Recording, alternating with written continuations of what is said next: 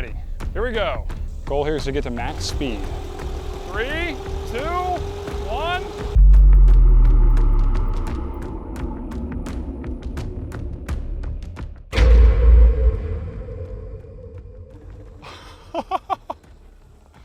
Oh my God. If you've followed space news at all in the past couple years, chances are you've heard of a company called SpinLaunch. America's new race into space with SpinLaunch. SpinLaunch. Their concept is wild. Spin a small rocket at insane speeds and literally throw it into space.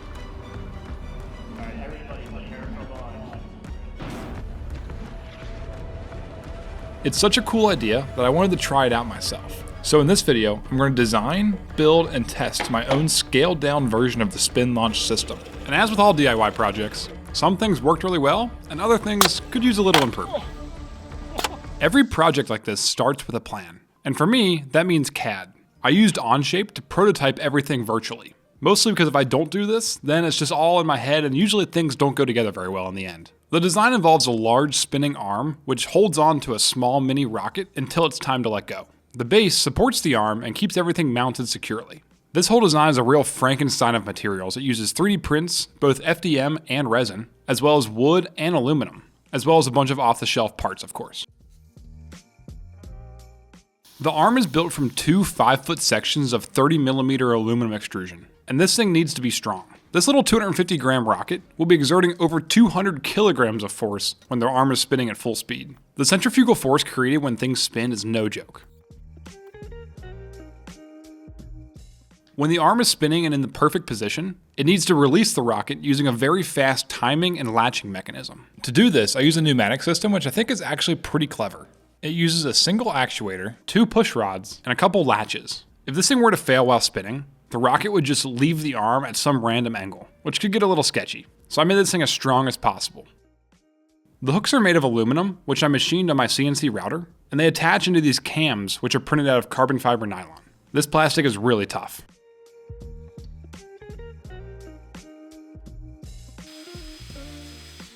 And then the push rods are carbon fiber tubes, which have Heim joints epoxied into the end. I was a little nervous about just having these epoxied in, but there won't actually be much load on these until it's time to release the rocket, in which case the rods are actually just pushing, so all of the stress is compressive rather than trying to pull apart the joint. To power this pneumatic system, I made a DIY air tank out of some PVC pipe and some fittings. This went pretty smoothly, but I did realize I made a small mistake.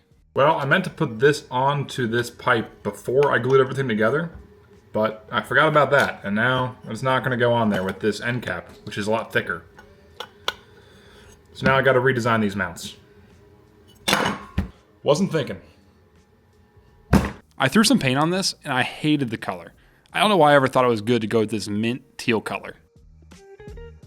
So I let it dry, and then painted it again in a nice bright red. Now it's good enough to mount on the arm. Now, ideally, this arm is fairly well balanced while it's spinning, or else we're going to get some massive vibrations. So I mounted the tank on the opposite side of the arm to where all of the release mechanism hardware is. After a little bit of plumbing, all of the pneumatics should be hooked up. And thanks to all the pre-assembling and CAD that I did, everything actually fit together pretty well.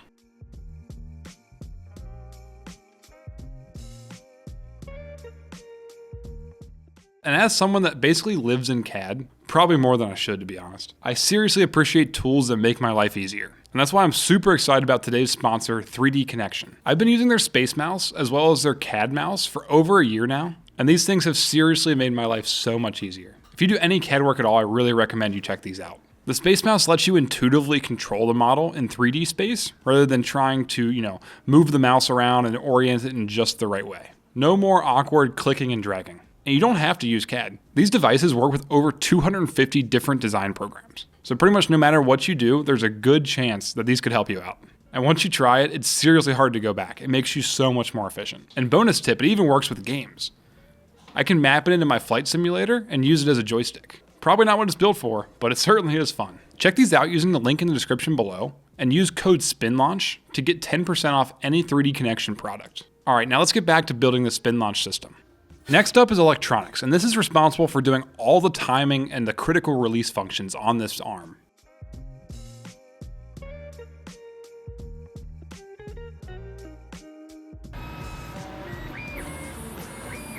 To do this, I'm using a microcontroller and a Hall effect sensor.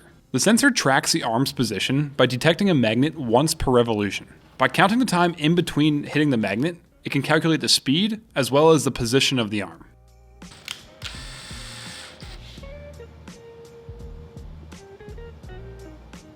With the electronics done, the arm is pretty much good to go. I covered everything up with a couple more aluminum plates, and you'll notice these all have slots in them, so I can use those to adjust weights and balance this arm later down the road. Perfect. I did do some initial testing on this arm just to make sure the release mechanism worked, and I was actually really impressed. So all I need to do is touch these two wires to this battery, and then this whole thing should drop. Here we go. 3, 2, 1. This thing is quick. When this thing is stationary on the bench, it seems to release the rocket really fast. But there's no way to really know if it's going to do that while spinning, so we just got to test it. And to do that, we need to mount the arm to a stand. In the real SpinLaunch system, this is a giant vacuum chamber, but for this small scale, I don't think the vacuum part really matters, so we're just building a big wood construction. The main supports on the structure are built out of a 4x6 beam, which add a lot of strength and weight, and hopefully will help damp out any vibrations. All right, now these two pieces get assembled just like that, forming a nice support. Then everything gets attached with screws and reinforced with plywood gussets. These big A-frame structures will support everything, but a platform needed to get added in the middle to hold the motor and the drive electronics. Speaking of the motor, this thing is an absolute beast. Supposedly it can put out 5 kilowatts. That's according to the Amazon listing, so who knows. And it's meant for driving a go-kart. And I actually used a lot of the go-kart hardware for the whole drive system. So it's a sprocket and a chain as well as an axle from a go-kart. Building this whole thing has been months in the making. Mostly because in those months I moved as well as remodeled the house. So this thing has been a long time in the making and I am really excited to see it fire up for the first time. All right, so we should be ready to spin this thing up for the first time. This is gonna be sketchy. I should have probably taken this thing outside, but here we are, so let's give it a try. I also haven't balanced anything yet, so hopefully that's not too big of a problem. Goal is to keep this thing at really low speeds. All right, here we go. Spinning it up. It's making noises. Uh-oh. Look at that. Okay, that's not too bad.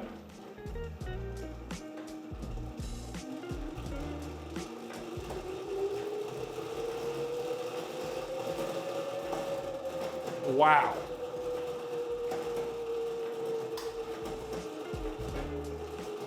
Let's give it a little bit of a throttle bump.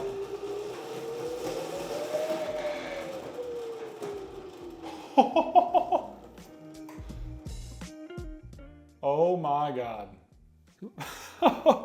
This thing wants to go. I think I'm ready to test this thing for real. All right, so we needed more room, so we came out to a wide open field. And now we can actually test this thing. I genuinely have no idea what's gonna happen. And to be honest, the code I wrote for this is a little sketchy. It's basically just using time delays to accurately time when to release the rocket. So as this thing spins, there's just a plane of danger. If my code's off by just a little bit, it's gonna be mistimed and it might just launch it, horizontal. So that's why a big field like this is definitely needed for this type of project. What we're gonna be launching is these. They're bright colored so we can hopefully find them in the field, but it's basically just a mini rocket with these 2 holes for the latches to go into. So if you come over here, these guys, these hooks, basically just rotate out of the way and they'll grab the rocket through those holes, just like that. And now it's on there for good until it's time to release. This whole thing runs on 75 volts, so I need 3 6S batteries. And all of them plug into all of these connectors. Sometimes it makes a big spark. Oh yeah. I just gotta turn this little key. We should be good to go.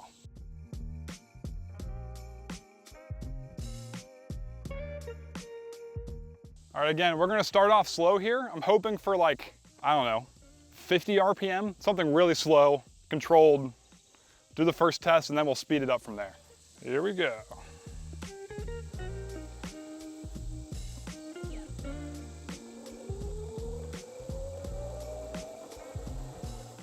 Oh, this is terrifying. All right, it's at a constant speed, it feels like.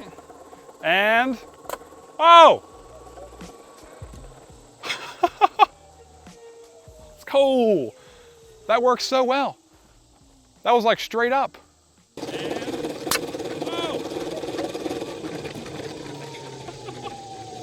Looking at the slow-mo footage, the arm takes 134 frames to make one complete revolution. At 240 frames a second, that means the arm is spinning at about 107 RPM.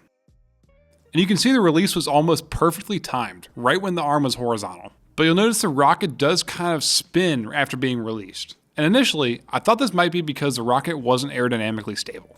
The problem was there's no payload in these, so the aerodynamic center and the center of mass are really close to each other. So when they go up, they basically just tumble.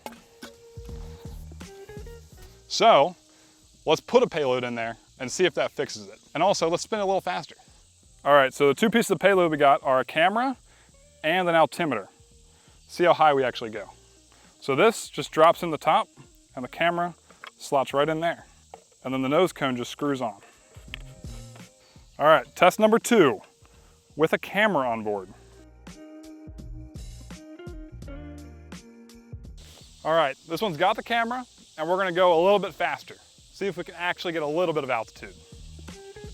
Since I didn't spend a bunch of time balancing this arm yet, the vibrational load sensing experiences are going to get worse and worse as it spins faster and faster. And as you can see, the stand actually starts moving. I wouldn't say this is to the point of concern yet, but it tells me it's definitely something I need to fix in the future. Whoa!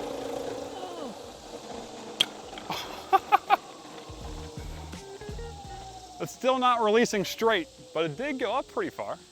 Based on the slow-mo, we can tell that this test was spinning slightly faster at 205 RPM. And the release, once again, was very well timed. The only issue is, even with the payload, it still tumbled end over end after release. And as we were doing this, I had a really hard time figuring out why this was happening. Very basic physics tells us that when this rocket gets released, it will continue tangent to the circular arc it was on before. This can be shown by Newton's laws of physics. But the tumbling of the rocket tells us that at some point, somehow, a torque is getting applied to it.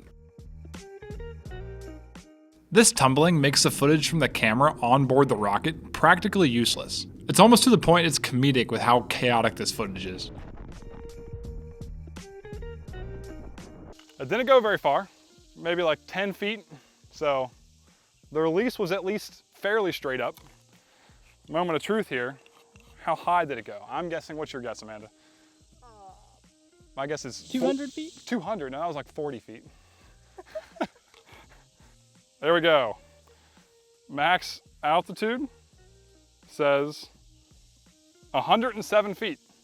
Oh wait, no, hold on. Now it says 229. I think our altimeter might be messed up. There's no way that was 229 feet. Well, I think the only thing we can do is retry it and see if we can get an even better answer. Now, so far these tests have been at fairly low speeds, and I definitely need to fix the rotating on release issue. But while I was still testing this out, I wanted to do one run and see what the max speed of this arm looked like. But before I do that, let me tell you my theory about why I think this rocket is tumbling after release. And I'd love to hear your guys' theories in the comments below. My thought is that it's because the rocket's CG is not lined up with the center line of the arm. The distance between the CG and the center line radius of the arm is causing a moment to be applied while the rocket is being released. So I think all I need to do to fix this is to shift the rocket backwards a little bit to line the CG up with the centerline radius of the arm. So I'm definitely going to try that in the next video. But until then, let's see how fast this arm can go with the current gearing setup. Alrighty, here we go. See what this thing can do.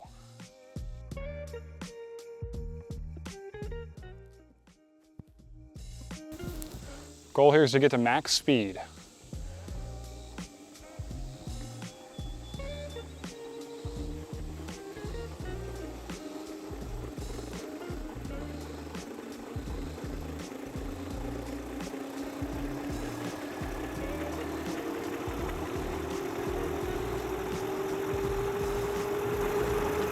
Oh! Oh my God. That one went nearly sideways, but I think we need to work a little bit more on the timing. But that's some progress. It works. It at least releases it. I think we also need to balance it a little bit more. It is pretty terrifying when it's spinning that fast. From the slow-mo, we can see this thing was rotating at about 400 RPM, which is really fast. And you can also see how bad the vibrations were.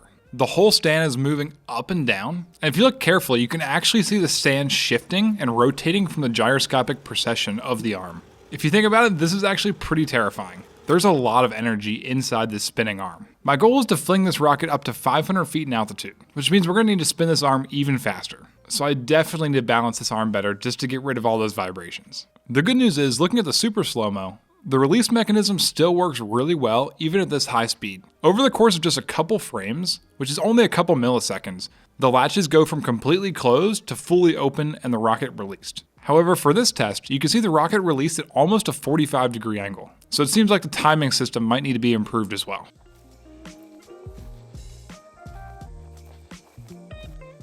Found it. We'll see how high it went. I don't think it went very high. This one was more of a tangential launch than anything. Yep. This one says 57 feet. Definitely some work to do still. All right, well, despite it being about 105 degrees out here, we got this thing to work, sort of. We got it up to speed. It's been pretty fast. I'll do the math afterwards to see how fast it was. But it was enough that it was a little scary. So I think I need to work on the balance of this and then also get that timing a little bit better. So I'll probably add another encoder, get a little more resolution on where this is in the actual rotation, and then we'll give it another shot. But that's all for this video. So if you enjoyed it, subscribe, and I'll see you guys in the next one.